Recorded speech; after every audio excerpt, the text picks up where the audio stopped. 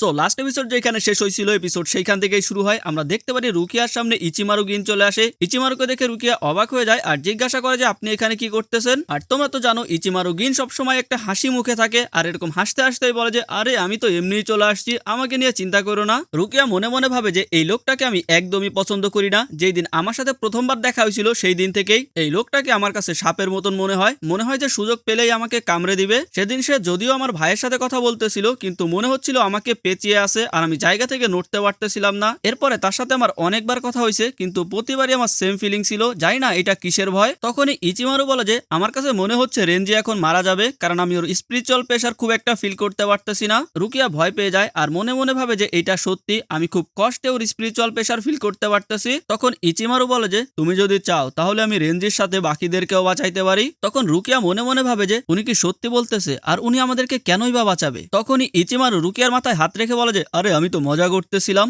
এরপরে ইচিমারু সেখান থেকে চলে যাইতে শুরু করে আর রুকিয়ার তো এইটা ভেবেই খারাপ লাগতেছিল যে ইচিমারু ওর এরকম আবেগ নিয়ে কিভাবে মজা করতে পারে, কারণ ইচিমারুর কথায় রুকিয়া একটু হইলেও আশা খুঁজে পেয়েছিল। রুকিয়া অনেক কষ্ট পায় আর সেইখানে চিৎকার করে কান্না শুরু করে আর আমরা দেখতে পারি ইচিমারু স্টিল সেইভাবে হাসতেছে। অন্যদিকে আমরা দেখতে পারি ক্যাপ্টেন কোমামুরা আর কানামেতো সেন একসাথে ক্যাপ্টেন জারাকির সাথে ফাইট করতেছিল আর ক্যাপ্টেন জারাকি একাই এদের দুইজনের অবস্থা খারাপ করে ফেলতেছিল আর ওদেরকে বলে যে এগুলো তোরা কি করতেছিস ভাই, এরকম শক্তি নিয়ে তোরা কিভাবে ক্যাপ্টেন হইলি, আর এইভাবে আমার দিকে তাকায় না থেকে আমার উপরে অ্যাটাক কর, আর কিছু না পারলে বাঙ্কাই তো ব্যবহার কর। এইরকম অপমান শুনে তো ক্যাপ্টেন কামামুরা রাগ হয়ে যায়। তখন ক্যাপ্টেন তোশেন ওনাকে শান্ত করে বলে যে দাঁড়াও আমি দেখতেছি। ক্যাপ্টেন তোশেন তার জাম্পাক্তু ঘুরাইতে শুরু করে আর বলে যে এখানে ক্যাপ্টেন হওয়ার জন্য 3টা ওয়ে আছে। প্রথমটা হচ্ছে ক্যাপ্টেনের এক্সাম দেওয়া, দ্বিতীয়টা হচ্ছে 6 জন বা তার বেশি ক্যাপ্টেন যদি কাউকে রিকমেন্ড করে সেইভাবে, আর 3 নাম্বারটা হচ্ছে পুরনো ক্যাপ্টেনকে ব্যাটেলে হারিয়ে তার জায়গা নেওয়া। ক্যাপ্টেন জারাকি বলে যে আচ্ছা তাহলে তোমার প্ল্যান কি। ক্যাপ্টেন তোশেন বলে যে তুমি স্কোয়াড 11 আগের ফর্মাল ক্যাপ্টেনকে হত্যা করে তার জায়গা নিয়েছো, যেটা আমার কাছে খারাপ লেগেছে।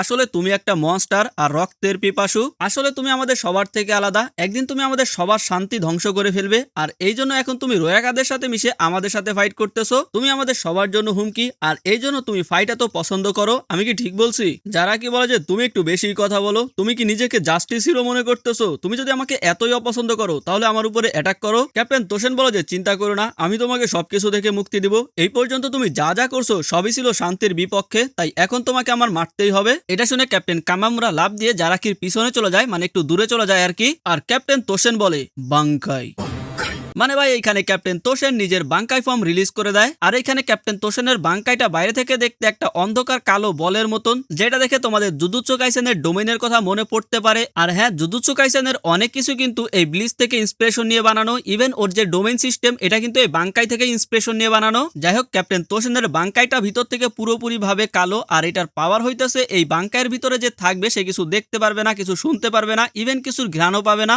যারা কি পুরো শকড হয়ে যায় যে এইটা কি, আমি তো কিছুই দেখতে পারতাছি না। তখনই ক্যাপ্টেন তোশেন জারাকির উপরে একটা অ্যাটাক করে দেয় আর বলে যে কি মনে হয় তোমার, তুমি একটা অন্ধকার জগতে চলে আসছো, আমার বাঙ্কাই তোমার স্পিরিচুয়াল প্রেসার চুরি করে নিয়েছে আর একটা অন্ধকার হেল তৈরি করছে, আর এইখান থেকে শুধুমাত্র একজনই বের হইতে পারবে আর সেইটা হলো যে সুজুমুশিকে ধরে রেখেছে। আর তোমরা যদি না বুঝো, ক্যাপ্টেন তোশেনের জাম্পাক্তুর নাম হইতেছে সুজুমুশি। এরপর ক্যাপ্টেন জারাকি আন্দাজে ক্যাপ্টেন তোশেনকে ধরার চেষ্টা করে, তবে ক্যাপ্টেন তোশেন সেইখান থেকে সরে আবারও অ্যাটাক করে দেয় আর বলে যে কোনো লাভ নাই, আমাকে ধরতে পারবা না। ক্যাপ্টেন তোশেন এইটাও জানায় যে ওনার জন্ম হয় একটা পিওর ডার্কনেসের মধ্যে, মানে যেইখানে কোনো লাইট ছিল না, কিন্তু এর মধ্যেই ক্যাপ্টেন জারাকি আবারও তোশেনকে ধরার চেষ্টা করে আর এইবার প্রায় ধরেই ফেলছিল, যেটাতে ক্যাপ্টেন জারাকি একটা হাসি দেয় আর তোশেন তো ভয় পেয়ে গেছিল। এরপর ক্যাপ্টেন তোশেন বলে যে আফটার অল তুমি একটা মনস্টার, তোমার শুরু থেকেই ভয় ছিল না। ক্যাপ্টেন তোশেন জারাকির উপরে অ্যাটাক করতে আগায় আর বলে যে ঠিক আছে, তাহলে আমি ভয় পাওয়ার সুযোগও দিব না। অন্যদিকে আমরা ইচিগোকে দেখতে পাই যে এখনো জাঙ্গেৎসুর সাথে ফাইট করতেছিল আর একটু দূরে দাঁড়িয়ে ইউরুচি চিন্তা করতেছিল যে আমাদের হাতে একদমই সময় নাই। অন্যদিকে আমরা রুকিয়াকে দেখতে পারি যার মৃত্যুদণ্ডর ওই জায়গায় নিয়ে আসা হয়েছে।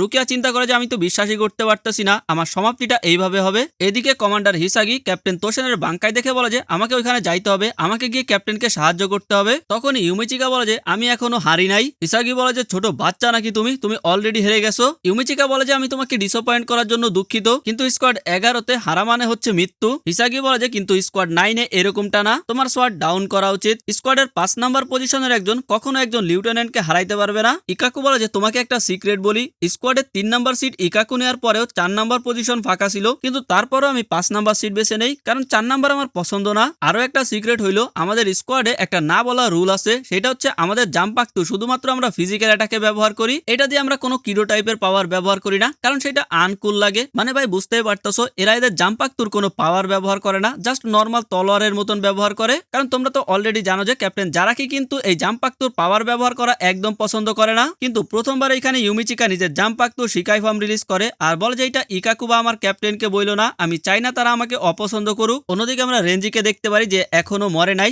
রেঞ্জি আস্তে আস্তে চোখ খুলে আরো সামনে কাউকে একটা দেখতে পারে, তবে স্পষ্ট কে ছিল সেটা দেখতে পারে না। আর যখন পুরোপুরি ভাবে চোখ খুলে তখন দেখতে পারে যে হানাতারু ওকে হিল করতেছে। তো রেঞ্জি অবাক হয়ে যায় যে হানাতারু এখানে কিভাবে আসলো। তখন পাশে থাকা রিকিচি নামের একটা ছেলে জানায় যে ও হানাতারুকে এখানে নিয়ে আসছে। হানাতারু রুকিয়াকে বাঁচাইতে গিয়ে ক্যাপচার হয়েছিল, এই জন্য বুঝতে পারছে যে হানাতারু হয়তোবা রেঞ্জিকে সাহায্য করতে পারবে। এটা শুনে রেঞ্জি হানাতারুকে ধন্যবাদ জানায়। হানাতারু বলে যে আমাকে না, আমার আগে এখানে আরো একজন আসছিল। আর আমরা বুঝতে পারি এখানে অস্পষ্ট ভাবে রেঞ্জি অ্যাকচুয়ালি যাকে দেখতেছিল সেইটা হলো ক্যাপ্টেন উনাহানা। আর বুঝতেই পারতেছো রেঞ্জিকে তার মানে ক্যাপ্টেন উনাহানাই বাঁচাইছে। হানাতারু রেঞ্জিকে বলে যে আপনি আশা হারাবেন না, ইচিগো ঠিকই রুকিয়াকে বাঁচিয়ে নিবে। রিকিচি বলে যে হ্যাঁ, আপনি হার মানবেন না, শুধুমাত্র আপনার জন্য আমি স্কোয়াড 6 এ জয়েন করেছি, আপনি আমার হিরো, তাই আমার বিশ্বাস আপনি হার মানবেন না। অন্যদিকে আমরা আবারও ক্যাপ্টেন তোশেন আর জারাকির ফাইট দেখতে পারি। ক্যাপ্টেন তোশেন অবাক হয়ে যায় যে ওর চোখ কান এখন কিছুই কাজ করতেছে না, তারপরে ও আমার উপরে কাউন্টার অ্যাটাক কিভাবে করতেছে। ক্যাপ্টেন তোশেন আবারও জারাকির উপরে অ্যাটাক করে দেয়, তবে সেটা কাপড় টাচ করার সাথে সাথেই জারাকি ডস করে ফেলে এবং উল্টো ক্যাপ্টেন তোশেনের উপরে কাউন্টার অ্যাটাক করে দেয়। ক্যাপ্টেন তোশেনও সেই অ্যাটাক ডস করে ফেলে এবং একটু দূরে গিয়ে দাঁড়ায়। তারপর মনে মনে ভাবে যে ও আমার উপরে এত অ্যাকুরেট ভাবে কিভাবে অ্যাটাক করতেছে, আবার আমার অ্যাটাক ডজও করতেছে, ও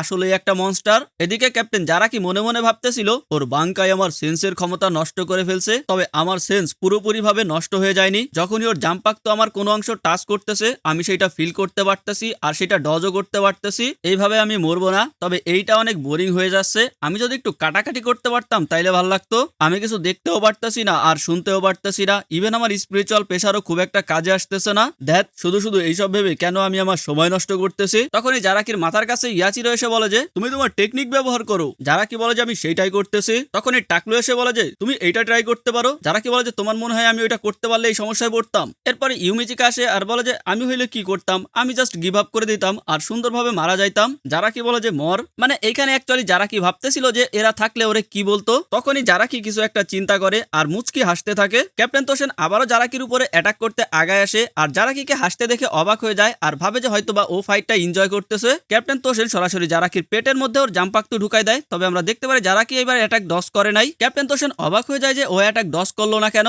আর তখনই ক্যাপ্টেন জারাকি ক্যাপ্টেন তোশেনের হাত আর জাম্প পাকটু একসাথে ধরে ফেলে। আশা করি বুঝতেই পারছো কেন অ্যাটাকটাও ডস করে নাই। ক্যাপ্টেন জারাকি বলে যে অনেক সময় পর দেখা হইলো আর ক্যাপ্টেন তোশেনের উপরে একটা স্ল্যাশ মেরে দেয়, যেটাতে ক্যাপ্টেন তোশেনের অবস্থা খারাপ হয়ে যায়। ক্যাপ্টেন জারাকি বলে যে আমি তোমাকে দেখতেও পারতেছি, তোমাকে শুনতেও পারতেছি, এটা কি আমি তোমাকে টাচ করছি বলে নাকি তোমার জাম্প পাকটু টাচ করছি বলে? যাই হোক, ওইটা নিয়ে আমার মাথা ব্যথা নাই, তুমি আমার উপরে আবারও অ্যাটাক করতে পারো। এটা বলে ক্যাপ্টেন তোশেনকে আবারও দূরে সরিয়ে দেয়। আমরা দেখতে পারি ক্যাপ্টেন তোশেনের অবস্থা খুবই খারাপ, বেচারা লিটারালি হাঁপাইতেছিল আর বলে যে আমি হারতে পারি না, আমি তোমার কাছে হারতে পারি না। আমরা একটু ফ্ল্যাশব্যাক দেখতে পারি যেখানে ক্যাপ্টেন তোশেন একটা মেয়ের সাথে কথা বলতেছিল। মেয়েটা বলে যে আমি সোল রিপার হইতে যাচ্ছি, আর একটু পরেই আমরা দেখতে পারি মেয়েটা মারা গেছে। প্রেজেন্ট টাইমে ক্যাপ্টেন তোশেন বলে যে আমি জাস্টিসের জন্য ফাইট করব আর সব ইভিলকে মেঘের মতো উড়িয়ে দিব। ক্যাপ্টেন তোশেন আবারও জারাকির উপরে অ্যাটাক করে দেয়, তবে জারাকি সেটা ধরে ফেলে আর ক্যাপ্টেন তোশেনের উপরে আবারও অ্যাটাক করে দেয়। আর সাথে সাথে আমরা দেখতে পারি যে ক্যাপ্টেন তোশেনের বাঙ্কায়ও শেষ হয়ে যায়। ক্যাপ্টেন তোশেন বলে যে এইটা এখনো শেষ হয় নাই। জারাকি বলে শেষ হয়ে গেছে, এইটা অনেক বোরিং ছিল, আমি এমন কারোর সাথে ফাইট করতে চাই না যার এক পা অলরেডি কবরে চলে গেছে। এরপর জারাকি সেইখান থেকে চলে যাচ্ছিল, তখনই ক্যাপ্টেন তোশেন আবারও জারাকির উপরে অ্যাটাক করে দেয়। কিন্তু আমরা দেখতে পারি ক্যাপ্টেন জারাকির পিঠ এতটা শক্ত যে তোশেনের জাম্প পাক তো এটার মধ্যে দিয়ে ঢুকতেছিলই না। মানে ভাই জারাকি আসলেই একটা মনস্টার। যাই হোক, এইভাবে পিছন থেকে খোঁচা মারাতে জারাকি রাগ হয়ে যায় আর ওর উপরে ফাইনাল অ্যাটাক করতে যায়, কিন্তু তখনই সেখানে ক্যাপ্টেন কুমামুরা এসে জারাকির অ্যাটাক ঠেকিয়ে দেয়। এরপর কুমামুরা তোশেনকে বলে যে ওকে বলে লাভ নাই, ও তোমার কথা কখনোই বুঝবে না। আর ক্যাপ্টেন জারাকির অ্যাটাক ঠেকাইতে গিয়ে যেহেতু কুমামুরার মাস্কে আঘাত লাগছিল, তাই আমরা দেখতে পারি ক্যাপ্টেন কুমামুরার মাস্কটা ভেঙে সেখানে নিচে পড়ে যায়। কুমামুরার রিয়েল ফেস দেখে জারাকি বলে যে এইটা তো আমার জন্য সারপ্রাইজ ছিল, তুমি আসলে দেখতে এইরকম। আর আমরাও ক্যাপ্টেন কুমামুরার আসল ফেস দেখতে পারি আর তার ফেসটা পুরো উলফের মতো। জারাকি বলে যে তোমাকে দেখে তো শক্তিশালী মনে হচ্ছে, তোমার সাথে ফাইট করে মজা হবে। কুমামুরা বলে যে তুমি শুধু মানুষের বাইরের শক্তি দেখো, তার ভিতরের শক্তি দেখো না, আর এইটাই তোমার সবচাইতে বড় দুর্বলতা। এরপরে ক্যাপ্টেন কুমামুরা বলে বাঙ্কাই। মানে ভাই ফাইনালি ক্যাপ্টেন কুমামুরাও এখানে নিজের বাঙ্কাই অ্যাক্টিভেট করে দেয়। আর ক্যাপ্টেন কুমামুরার বাঙ্কাইটা দেখতে আর্মর পরা একটা জায়ান্ট যোদ্ধার মতন, মানে তোমরা এটা দেখতেই পারতাছো ভাই কতটা বিশাল, এবং আশেপাশে থাকা বিল্ডিং গুলোর সাথে কম্পেয়ার করলে তোমরা বুঝতে পারবা এটা অ্যাকচুয়ালি কতটা বড়। যাই হোক, এরপর ক্যাপ্টেন কুমামুরা জারাকির উপরে অ্যাটাক করে দেয় আর বলে যে চলো আমরা লাইফ এন্ড ডেথের একটা ব্যাটেল করি। জারাকি বলে যে লাইফ এন্ড ডেথ, এইটা তো তাইলে অনেক মজা হবে, আর যদি তুমি মারা যাও তাহলে ভূত হয়ে আবার ফিরে এসো, আমরা আবারও ফাইট করতে পারবো। মানে ভাই বুঝতেই পারতেছো ক্যাপ্টেন জারাকি আসলেই একটা জিনিস, আর এই জন্য ব্লিচের মধ্যে ক্যাপ্টেন জারাকিকে আমার অনেক ভালো লাগে। যাই হোক, অন্যদিকে আমরা আবারও রুকিয়াকে দেখতে পারি, যাকে মৃত্যুদণ্ডের ওইখানে নিয়ে আসা হয়েছে। হেড ক্যাপ্টেন ইয়ামামোটো কাজ শুরু করতে বলে, আমরা সেখানে আরো কিছু ক্যাপ্টেনকে দেখতে পারি, আর তখন সেখানে হঠাৎ করে ক্যাপ্টেন ব্যাকুয়া কুচুকি চলে আসে। এটা দেখে রুকিয়া অনেক অবাক হয়ে যায়, কারণ রুকিয়া ভাবছিল ওর ভাই এখানে আসবে না। যাই হোক, হেড ক্যাপ্টেন রুকিয়াকে জিজ্ঞাসা করে যে তোমার কোনো শেষ ইচ্ছা আছে কিনা, যেটাতে রুকিয়া বলে যে হ্যাঁ আমার একটা শেষ ইচ্ছা আছে। আর এই এপিসোড এইখানেই শেষ হয়ে যায়। আমি জানি ব্লিচের এপিসোড আসতে একটু লেট হয়, এই জন্য আমি অন্য একটা যে এনিমি এক্সপ্লেন করতেছি, তোমরা কিন্তু সেইটা দেখতে পারো, অনেক ইন্টারেস্টিং একটা এনিমি ভাই। আর আমি চেষ্টা করবো ব্লিচের এপিসোডগুলো তাড়াতাড়ি নিয়ে আসার। আজকের মতো এই পর্যন্তই থাক, ভালো থাকো সবাই, বাই বাই।